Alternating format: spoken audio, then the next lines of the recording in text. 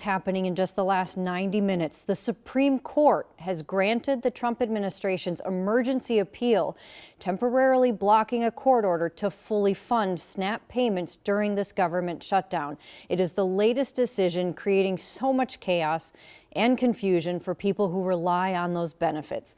But let's try to break it down. Here's what we know right now. The request came less than 4 hours ago after an appeals court declined to immediately intervene. So the Trump administration said, forget that, we're going to ask the high court then to temporarily block the order. So now tonight's decision allows for only partial SNAP payments this month, not them in full. And it all comes just hours after a state agency, in fact, announced those full payments would start hitting accounts as soon as this weekend here in Minnesota. This is no doubt whiplash, and it is incredibly frustrating for nearly 440,000 Minnesotans, just Minnesotans who use the SNAP program, including a woman out in Wright County who is having to make some very tough decisions about how to feed her family. Joe McCoy shows you.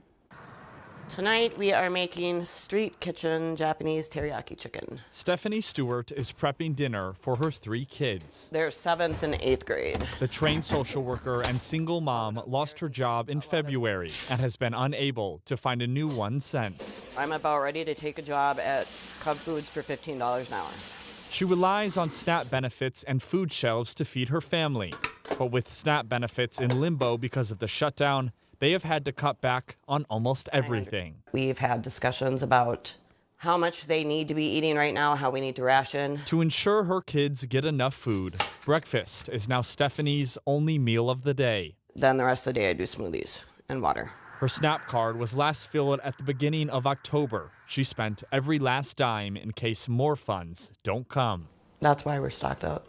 Without SNAP, everything I get is going to go to food, which means we're not going to be able to pay our bills.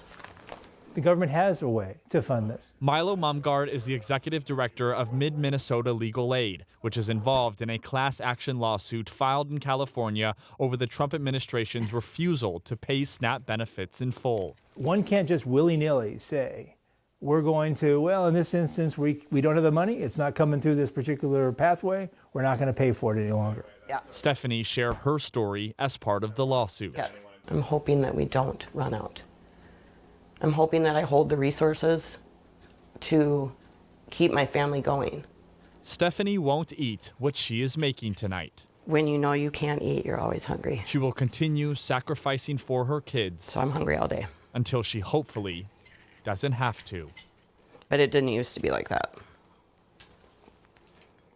Stephanie volunteers at food shelves herself and says in the past few months she has seen people in the community that she never would have expected showing up to the food shelves to help feed their families. This is just another example, Jennifer, of how many people in this country are food insecure. Well, I think it just really opens people's eyes up too, and certainly want to extend a thank you to her and her family for opening up for that. That's very brave. Exactly, incredibly brave with her to not only go on that lawsuit, but then be willing to share her story with us. Yeah. But it really puts a human impact to that, so folks can see who exactly depends on these benefits. And a lot of times it's not the people that you would maybe think of. Right. It's people who are in homes, in nice communities that are still food insecure. Thanks for sharing that story.